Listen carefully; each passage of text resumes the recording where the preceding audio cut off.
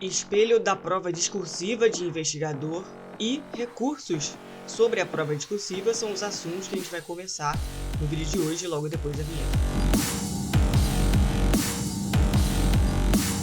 E aí, pessoal, beleza? Como é que vocês estão? Eu sou a Amanda, do @Polícia Civil Estudos, lá no Instagram. Nesse vídeo, a gente vai conversar um pouco sobre o espelho da prova discursiva de investigador e também os recursos. Muita gente está em dúvida se deve fazer recursos ou não, e também está em dúvida sobre como fazer os recursos, já que os resultados publicados no Diário Oficial e publicados hoje, também no dia 3 de junho, na área do candidato no site da VUNESP, não trazem um detalhamento sobre os pontos de cada questão. Então, vou falar aqui para vocês hoje se eu vou fazer algum recurso ou não sobre alguma questão da prova escrita e, no caso positivo, como eu vou fazer esse recurso, já que a gente não tem as pontuações detalhadas de cada questão e somente a nota cheia, a nota completa por questão. Obviamente que se você está aprovado agora no cargo de investigador, após a divulgação da nota da prova escrita, a sua preocupação agora deve estar completamente voltada para a fase oral, que é a próxima fase eliminatória e classificatória que a gente vai passar, né? E para a fase oral não podia fazer diferente, então eu já comecei a minha preparação,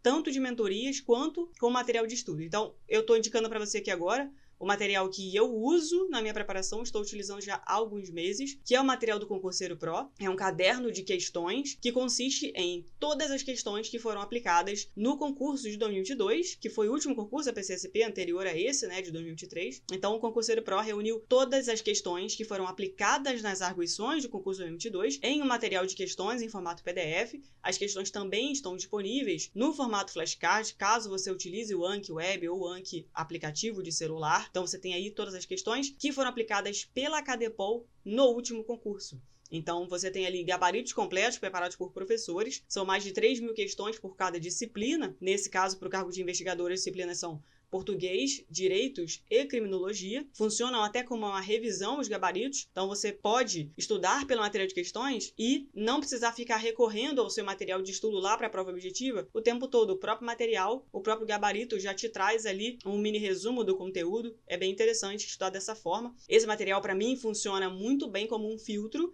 sobre o que é importante para a Cadepol que a gente saiba, porque ao longo do tempo que você vai avançando no material, semana após semana, ele é organizado cronologicamente, na ordem que as questões foram aplicadas lá na Cadepol, e também é organizado por matéria, então você pode escolher ali a forma que você quer estudar. Eu utilizo esse material como um filtro, por quê? À medida que você vai avançando no material, você vai vendo algumas questões se repetindo. E aí você pode achar isso ruim, material com questões repetidas. Não necessariamente. Para mim, esse é o ponto forte desse material, porque como ele reflete exatamente as questões que foram feitas lá na Cadepol, na ordem que foram feitas, dá pra gente saber o que é importante para a Cadepol que a gente saiba. Na primeira, na segunda, na terceira vez que você vê a mesma questão, você já liga o alerta e fala, caramba, isso é importante que eu saiba. Porque isso foi repetidamente perguntado para vários candidatos ao longo da arguição. O material traz para você essa percepção. Qual é o direito que é mais cobrado? Qual é o direito que é mais importante? Né? Porque a gente tem aí os direitos, são vários. Constitucional, administrativo, penal, processual. Será que você deve estudar proporcionalmente esses direitos ou você deve focar em um ou em outro? Então, esse material vai trazer para você esse filtro, essa percepção e direcionar os seus estudos para que você foque no que tem mais chance de ser cobrado para você em relação às questões do banco de questões da Cadepol, que é a fonte do qual esse material é feito. Eu tenho cupom de desconto para esse material. Se você quiser comprar com desconto, você pode usar o meu cupom, que é o Bora Pertencer. O link para os materiais estão aqui na descrição do vídeo. Vou deixar o link para cada cargo. Esse material que eu estou mostrando aqui é de investigador, que é o vídeo que eu estou falando hoje, que é o cargo que eu estou concorrendo, para o qual eu estou concorrendo, porém há materiais específicos para todos os cargos do Certame 2023, tá, pessoal? Então eu vou deixar o link na descrição do vídeo. Não deixem de aproveitar esse material, comecem imediatamente a sua preparação para a prova oral, independente de você contratar uma mentoria de bancas simuladas ou não nesse momento. É muito importante que você já esteja em contato com esse material. Primeiramente, para você não cair no esquecimento do conteúdo, já que a nossa prova aconteceu em novembro e muita gente desde lá não está estudando. Também por essa questão de você não cair do esquecimento do conteúdo, quanto para você já ir se preparando para a fase oral com essas perguntas da maneira que elas são feitas e com os assuntos pertinentes à prova oral, beleza? Então, fortemente indico esse material para vocês. É o material que eu estou usando na minha preparação. O link está aqui na descrição do vídeo. Bom, pessoal, antes de qualquer coisa, quero deixar aqui para vocês o lembrete importante sobre download da vista de prova. Essa vista de prova não vai ficar liberada o tempo inteiro na área do candidato, ela tem datas específicas de disponibilização, então é importante que vocês façam um download dessa vista de prova, que é a prova escrita digitalizada, a sua prova escrita, né, que você escreveu lá no dia. Então é importante fazer download dentro do período, que são os dias 29 de maio, 3 e 4 de junho, né? Hoje é dia 3 de junho, então você tem hoje e amanhã até as 23h59 de amanhã, dia 4 de junho, para fazer o download dessa vista de prova. Transcorrido esse período, não será concedida a vista de prova ou admitido recurso fora do prazo. Então façam o download das provas de vocês, que é o que vocês vão usar para fazer recurso. O texto que você escreveu lá na prova é o que você vai fundamentar em cima da sua resposta, caso você vá fazer o recurso, para pleitear aí os seus pontos, tá? O recurso mesmo, o prazo do recurso vai abrir no dia 5, que é depois de amanhã, vai ser disponibilizado dia 5, 6 e 7 de junho para interpor recursos, beleza? Então você vai fazer a sua fundamentação, vai acessar a área do candidato, VUNESP, e fazer o seu recurso. O recurso é um recurso por questão. Mais para frente, nesse vídeo, eu vou falar sobre como eu acho que deveria ser feito esse recurso, já que a gente não tem a pontuação detalhada por parte da questão. A gente só tem essa pontuação no espelho de prova, conforme eu vou mostrar aqui daqui a pouco. Mas no nosso extrato do resultado, onde vem a nossa pontuação, conforme está no Diário Oficial, não tem esse detalhamento. Então, a gente não sabe exatamente quantos pontos a gente ganhou por cada parte da questão. E sim, a pontuação inteira da questão. É que o recurso deverá ser feito na área do candidato e para cada questão impugnada, o candidato deverá apresentar um recurso autônomo. Então, é um recurso por questão. Bom, vamos tratar agora sobre o espelho da prova. O que é o espelho? É a referência dos critérios de correção que o examinador usou para comparar com a nossa prova e verificar se a gente atingiu o que a banca gostaria que a gente tivesse atingido em cada item de cada questão. Então, você vai ver aqui que está tudo separado. No item A, a resposta esperada era X, por causa do motivo X, e assim vai, tá? Sucessivamente. Então, algumas questões tiveram mais partes, outras questões menos partes. Mas aqui, nesse espelho, traz a previsão de pontuação para cada parte da questão. Então, a gente está vendo aqui a questão 1, que é a questão de português. Eles traziam um trecho de um relatório de inquérito, e a partir desse trecho, a gente deveria responder se a eficácia desse relatório estava comprometida por causa dos erros de português contidos nesse relatório. O examinador esperava aqui de você, nessa primeira parte, né, que é a parte 1, que você respondesse positivamente sobre a eficácia do relatório estar comprometida devido aos erros de português. Então, vocês vão ver aqui, em algumas questões, que o examinador vai indicar, esse espelho de prova, ele indica que ele esperava que o candidato respondesse sim ou não, positivamente ou negativamente ao que estava sendo perguntado. Então,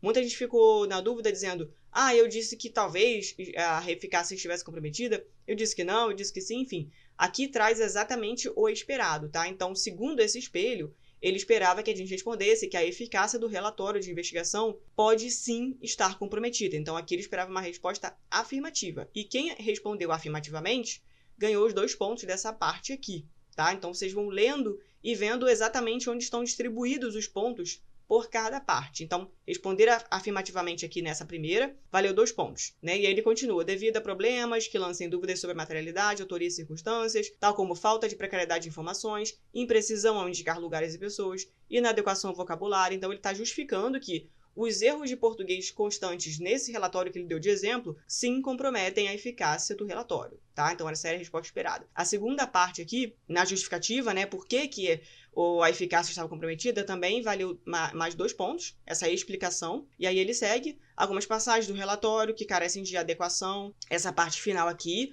onde ele pediu a diferença entre ratificando e retificando. Quem indicasse isso também estava ganhando 2 pontos. 2 pontos por passagem de texto e até o máximo de 4 pontos.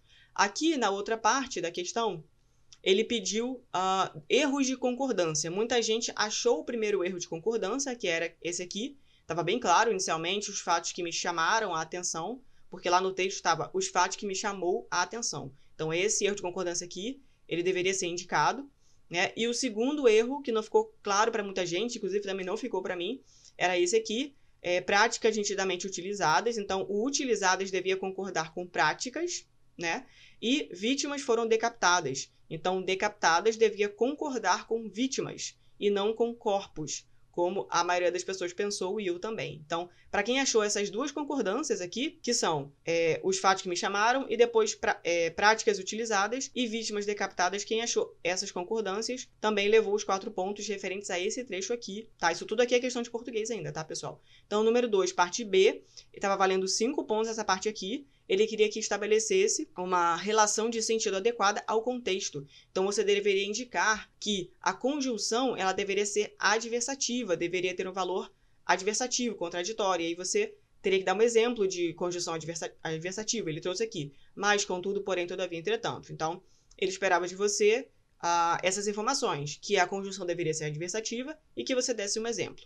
Seguindo aqui na parte 2C, a palavra no último parágrafo que contraria uma afirmação feita é ratificando, e a palavra adequada para substituí-la é retificando. Isso estava valendo 4 pontos. Então, ele queria que você entendesse que a palavra empregada estava errada, já que o texto queria passar uma outra informação. Então, você deveria indicar essa necessidade de substituir ratificando por retificando. Tá? Tá valendo 4 pontos essa parte aqui. E aqui, todas as questões têm essa previsão de erros, desvios linguísticos quanto à acentuação, quanto à ortografia, concordância nominal e verbal, pontuação, 0,25 por ocorrência, no limite de 5 pontos por questão. Todas as questões vão ter essa previsão aqui, tá, pessoal? Não só a questão de português. E aí ele trouxe aqui os critérios de correção, né? As pontuações de cada item da questão de português. O item 1 valia 8 pontos, o item 2A valia 8, o item 2B valia 5, 2C valia 4 pontos, tá? Seguindo aqui para a questão 2, que foi a questão de direito processual penal, falando ali sobre inquérito, sobre características da ação, né, como a natureza da ação penal vai interferir nesse inquérito. Então, ele esperava de você, tinha 2 partes só essa questão, tá? Só que a parte A, ela é dividida em 3 e a parte B é dividida em 2. E aí vem a respectiva pontuação aqui. Então, na parte A, havia 3 pontuações aqui diferentes, tá? Então, você teria que indicar, primeiro, nos crimes de ação penal privada, exige-se prévio requerimento de quem tem a qualidade para intentar a queixa-crime, ou seja, no item A, o que o examinador queria? Que o candidato indicasse a necessidade de requerimento da vítima na ação privada. Se o candidato indicasse essa necessidade de requerimento da vítima quando a ação for privada, ele levava os 5 pontos nessa parte. Nessa segunda parte aqui do item A, ele esperava que o candidato indicasse a necessidade de representação da vítima na ação penal pública condicionada à representação, utilizando o termo correto, representação. Então aqui, pessoal, está bem específico, tá? Esse espelho aqui veio bem específico em CPP, dizendo exatamente o que ele esperava da gente. Então, repetindo aqui, na primeira parte da letra A, ele esperava que você indicasse necessidade de requerimento.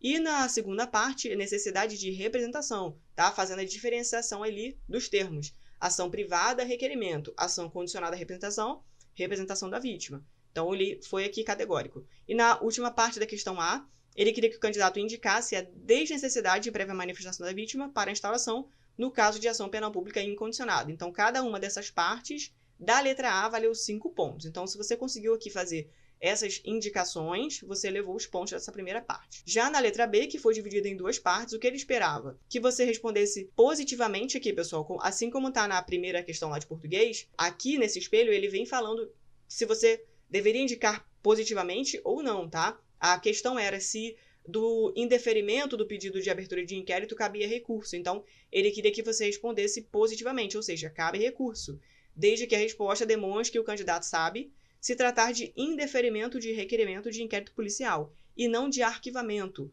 ou falar sobre ação penal. Ou seja, ele foi bem categórico, não só em exigir de você que respondesse positivamente, no sentido de que cabe recurso, desde que o candidato entendesse que esse recurso só cabe quando se tratar de indeferimento de requerimento de inquérito, não se tratando de arquivamento, ou não falar sobre ação penal, tá? Tratar estritamente sobre inquérito. E aqui na segunda parte do item B, que também valia 5 pontos, assim como a primeira parte, ele queria que você indicasse o chefe de polícia ou autoridade equivalente como pessoa a qual esse recurso deve se destinar. Então, o delegado negou a abertura do inquérito e indeferiu o requerimento de abertura para quem cabe recurso. Então, o candidato deveria indicar aqui chefe de polícia ou autoridade equivalente da estrutura policial. Essa era a resposta esperada na questão de direito processual penal. E aqui a mesma previsão de desconto por erro de português, tá? No limite de 5 pontos. Continuando aqui, agora a questão 3, questão de direitos humanos, trouxe a Convenção contra a Tortura, né, como base aqui dessa questão. O que ele esperava da gente nessa questão? Essa questão foi dividida em 2 partes só. Uma parte valeu 15 pontos e a outra valeu 10 pontos. Então, a parte A, que valeu 15 pontos, conforme solicitado pela questão, o conceito de tortura deveria ser apresentado conforme prescreve o artigo 1º da Convenção contra a Tortura. Então, ele queria a definição do conceito de tortura conforme previsto nessa Convenção contra a Tortura. Então, ele queria o quê? O termo tortura designa qualquer ato pelo qual dores ou sofrimentos agudos, físicos ou mentais, são infligidos intencionalmente a uma pessoa, ou seja, infligidos intencionalmente. Ele queria que a gente indicasse um dolo, né? Qual é o dolo? A fim de obter dela ou de terceira pessoa informações ou confissões, castigá-la por ato que ela ou uma terceira pessoa tenha cometido, ou seja, suspeita de ter cometido, de intimidar ou coagir essa pessoa ou outras pessoas, ou por qualquer motivo baseado na discriminação de qualquer natureza, um dolo específico aqui, tá? Previsto na Convenção contra a Tortura. Quando tais dores ou sofrimentos são infligidos por um funcionário público ou outra pessoa no exercício de suas funções públicas, ou por a sua instigação, ou com seu consentimento ou aquiescência. Não se considerará como tortura as dores ou sofrimentos que sejam consequência unicamente de sanções legítimas, ou que sejam inerentes a tais sanções ou delas decorram. Esse é o conceito de tortura previsto no artigo 1º da Convenção contra a Tortura. Então, ele traz aqui vários aspectos importantes, tá? Ou seja, o candidato deveria responder que tortura é o ato intencional, ou seja, tem um dolo que provoque dor aguda, né? Quais são as consequências? Dor aguda, física ou mental, especificar que tipo de dor física ou mental, com o fim, finalidade específica, de obter da vítima ou de terceira pessoa.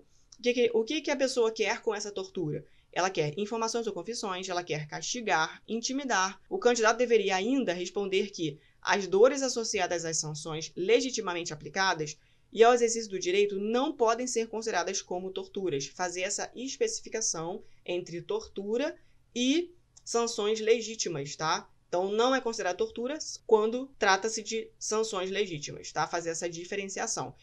Toda essa parte aqui vale 15 pontos. Já essa parte B, que valia 10 pontos, e o que o examinador queria? O candidato deveria responder que a tortura não pode ocorrer na modalidade culposa. Nesse item B, ele foi muito categórico, onde o candidato deveria responder negativamente quanto à previsibilidade da tortura ser culposa. Então, a tortura não pode ocorrer da modalidade culposa. Era isso que ele esperava da gente. Sendo essencial a presença do elemento dolo, caracterizado como a intenção de praticar o referido crime. Vale destacar que o dolo não se confunde com a omissão, nem com a tentativa e nem com o concurso de pessoas. Então, ele trouxe ali aspectos e fenômenos diferentes. Dolo não se confunde com omissão, nem com tentativa e nem com concurso de pessoas, tá? Então, tá tudo discriminado aqui, o que o examinador esperava do nosso texto, lá na nossa prova escrita e os respectivos pontos. Seguindo aqui para a última questão, que foi a questão de criminologia. A primeira parte foi bem simples, vamos dizer assim, né, em relação ao esperado.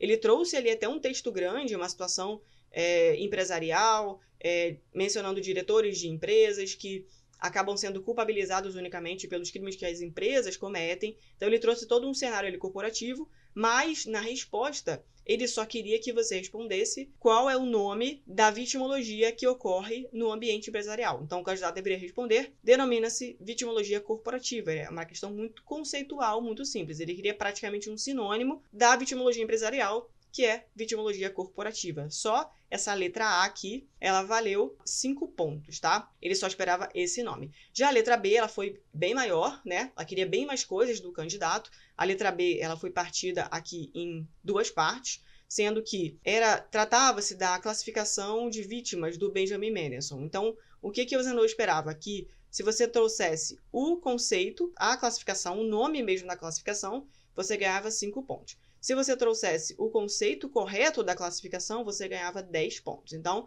o item B, ele valia 15 pontos, sendo 5 pontos para a classificação, só aquele nome, e 10 pontos para o conceito correto da classificação. 1 ponto por cada acerto e 2 pontos por cada acerto. Então, são 5 classificações.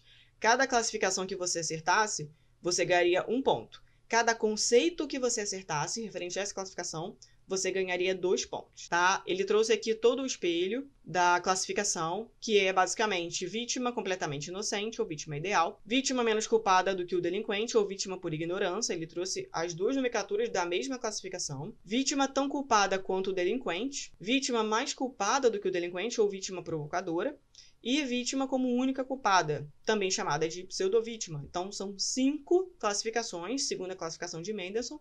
Então, para cada nome desse que você acertar, você ganharia 1 ponto. Já quando você conceitua esse nome, você ganharia 2 pontos por conceito correto.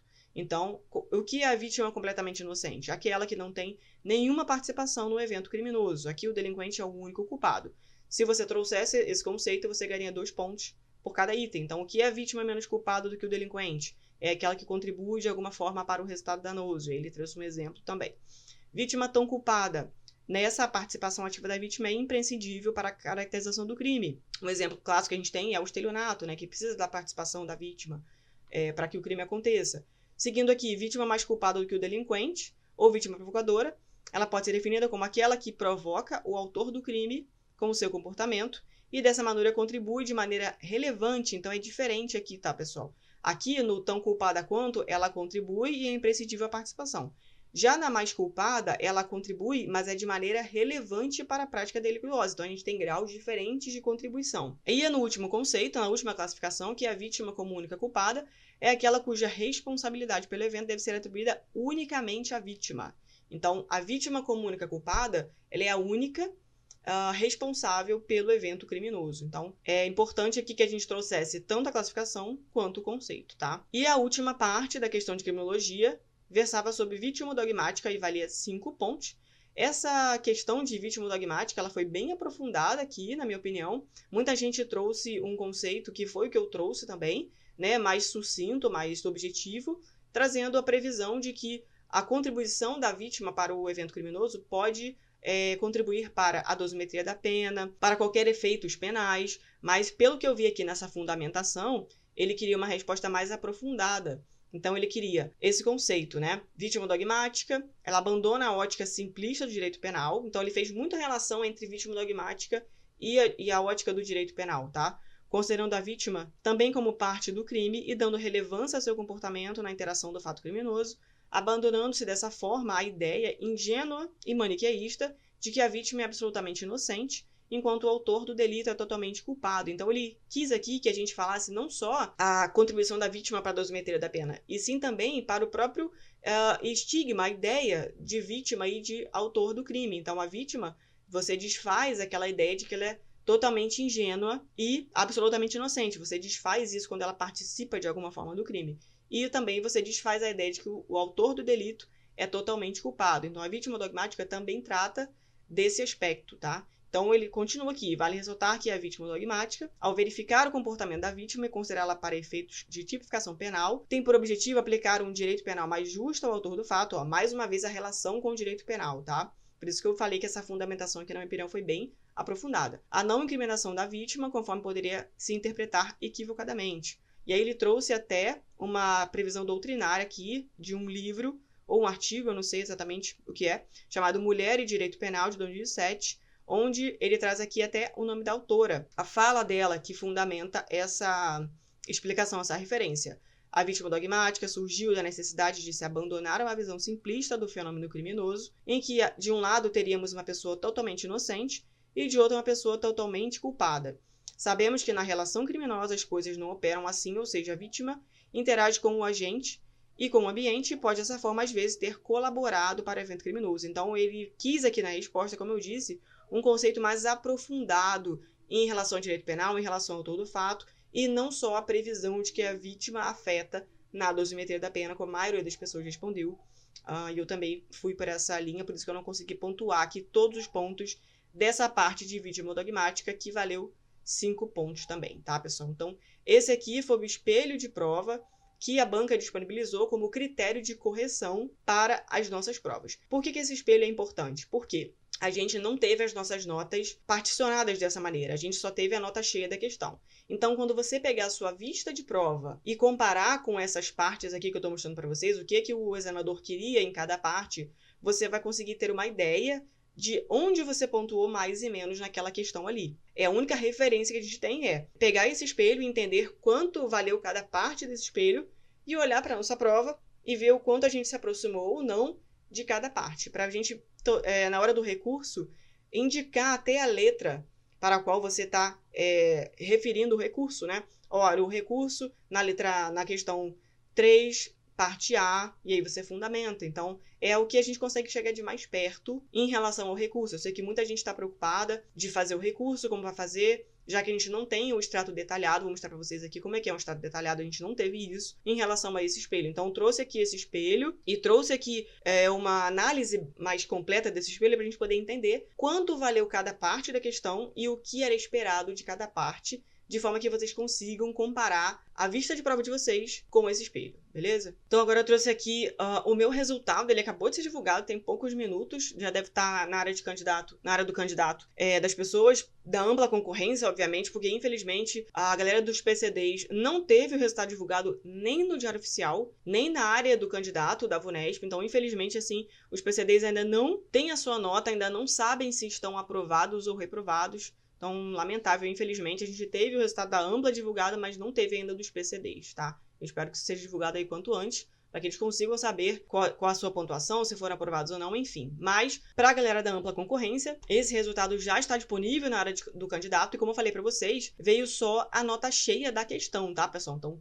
nota da questão 1, nota da questão 2, então a gente não sabe quanto a gente tirou em cada parte da questão, como eu mostrei para vocês aqui no espelho anteriormente, tá? Então, o recurso ele vai ficar um pouco mais complicado de ser feito, mas não é impossível de ser feito. Vai do candidato um pouco de trabalho a mais, especificar para que parte está se referindo, né? Tentar fazer um recurso ali mais completo possível, já que é um recurso por questão. Eu estou mostrando para vocês aqui agora um resultado de prova escrita do concurso de 2022, para vocês verem a diferença de como veio detalhado esse extrato, e o nosso não veio. No Diário Oficial, quando saiu a nossa nota escrita, dia 28 de maio, veio exatamente como eu estava mostrando para vocês ainda agora. Questão 1, nota tal. Questão 2, nota tal. Sem essa parte. Aqui eu trouxe para vocês um resultado detalhado, que foi do concurso 2022, onde as provas foram corrigidas pela Cadepol e não pela VUNESP. A Cadepol disponibilizou o resultado dessa maneira, bem partido aqui. Então, todas essas informações aqui, elas dizem respeito apenas à questão 1. O que pra gente foi só isso aqui, ó, questão 1, questão 2, questão 3, questão 4. Pra galera do 2022 foi isso aqui, ó, questão 1, parte 1, questão 1, parte 2, questão 1, parte 3, questão 1, parte 4. Essa parte 4 aqui, ó, foi desconto de erro de português. Lembra que eu mostrei para vocês ainda agora no espelho como ver essa previsão de desconto? Então aqui, ó, o candidato ficou sabendo que ele perdeu 0,25 por erro de português. A gente não tem como saber, o nosso extrato não veio essa previsão. Todas essas informações dizem respeito somente à questão 1, lá da prova discursiva 2022, tá, pessoal? Então aqui sim o candidato conseguiu saber, por exemplo, que na parte 1 ele fez 2 pontos, que na parte 2 ele fez 20 pontos, que na parte 3 ele não pontuou, e que na parte 4, que foi a última parte, que ele teve um desconto de português. Então, numa questão que valeu 25 pontos, ele tirou 21,75, que é a somatória aqui dessas 2 pontuações, mais descontado esse erro de português que ele ficou por 21,75.